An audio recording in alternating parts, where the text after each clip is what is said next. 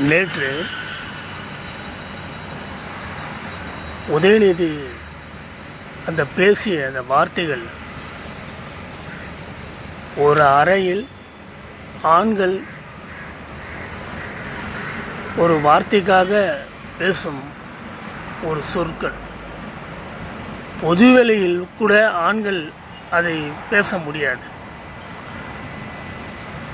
மறைமுகமாக பேச வேண்டிய அந்த வார்த்தைகளை ஒரு பொது கூட்டத்தில் பெண்களும் தொண்டர்களும் இருக்கும் அந்த சூழ்நிலையில்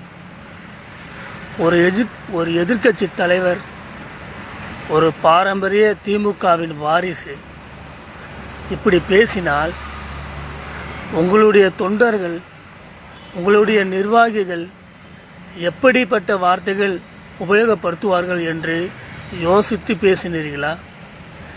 ஏற்கனவே தரங்கட்டு பேசும் உங்களுடைய அந்த கூட்டத்தின் பேச்சாளர்கள், அதாவது பொதுக்கூட்டம் பேச்சாளர்கள் ஏற்கனவே தரங்கட்டு பேசுகிறார்கள்.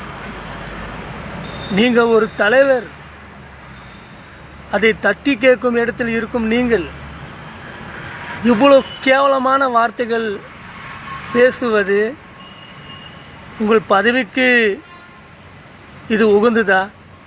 இல்லை உங்கள் குடும்பத்துக்கு இது உகந்ததா? உங்கள் அத்தை ஒரு கட்சி தலைவராக இருக்காங்க, இதெல்லாம் அவங்க காதில் கேட்டால் என்ன நினைப்பாங்க? உங்கள் வீட்டு பெண்கள் என்ன நினைப்பாங்க? திருஷானா உங்களுக்கு அவ்வளோ இழப்பமா? திருஷா கிட்ட என்ன பிரச்சனை உங்களுக்கு? அவங்க வேலை பார்க்குறாங்க. காவேரி இஷ்யூவில் திருஷாவுக்கு என்ன பிரச்சனை? எதுக்கு அவங்க பேர் கூப்பிட்றீங்க? அவங்க பேர் எதுக்கு எடுக்கிறாங்க? உங்கள் தொண்டர்களை எதுக்கு பேசுகிறாங்க? நீங்கள் அதுக்கு கண்டிக்க வேணும் இல்லை? மேடையில் திருச்சான்னு சொல்லும்போது வாயை மூடுங்கன்னு சொல்லணும் இல்லை? திருச்சாவுக்கும் இந்த காவேரி விஷயத்துக்கும் என்ன பிரச்சனை இருக்குது? அதை பற்றி ஏன் பேசுகிறீங்க?